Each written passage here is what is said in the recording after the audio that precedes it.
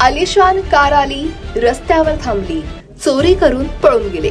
पण त्यांनी चोरलं काय?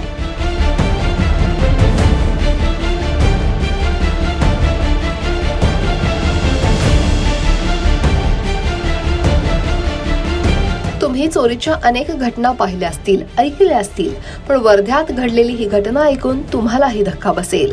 इथं चोरट्यांनी साधी सुधी चोरी नाही केली, तर चक्क आलिशान कारमध्ये येऊन लाखोंच्या बकऱ्या लंपास केल्यात. ही संपूर्ण घटना सीसीटीव्ही कॅमेऱ्यात कैद झाली आहे.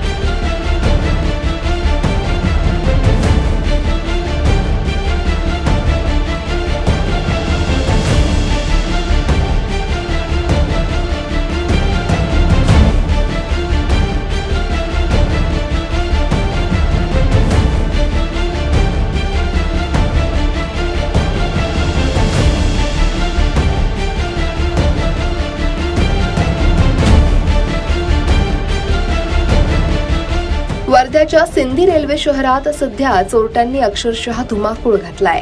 एकीकडे तंत्रज्ञान प्रगत होत असतानाच चोरीच्या पद्धतीही आता हायटेक झाल्यात, हे या घटनेतून स्पष्ट दिसतंय. 10 फेब्रुवारीच्या मध्यरात्री इथं चोरट्यांनी एका बकऱ्यांच्या कळपावर डल्ला मारण्याचा धक्कादायक प्रकार घडला. वर्ध्यात मध्यरात्री 12:51 एक लाल रंगाची आलिशान कार ही दाखल झाली.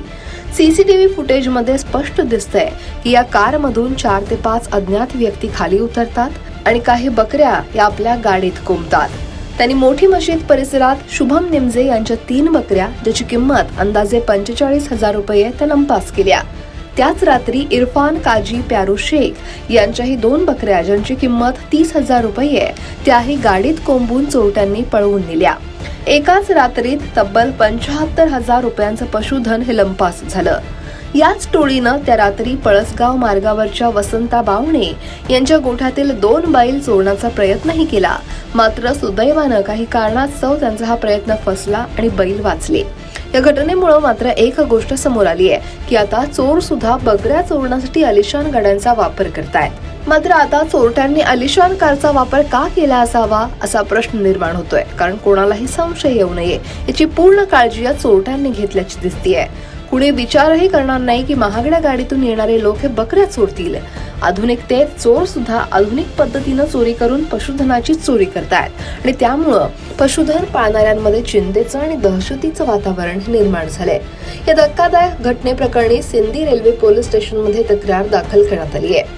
पोलिसांनी सीसीटीव्ही फुटेजच्या आधारे तपास सुरू केलाय. जिल्ह्यात बकरी चोरटे आता आलिशान गाड्यांचा वापर करत असल्यानं त्यांना ओळखणं सुद्धा पोलिसांसाठी एक आव्हान बनलंय. या हायटेक चोरांच्या मुसक्या आवळण्यासाठी पोलीस आता कोणती पावलं उचलतात ते पाहणं महत्त्वाचं आहे. वर्ध्याहून रवी येनोरकर सह ब्युरो रिपोर्ट, लोकमत.com.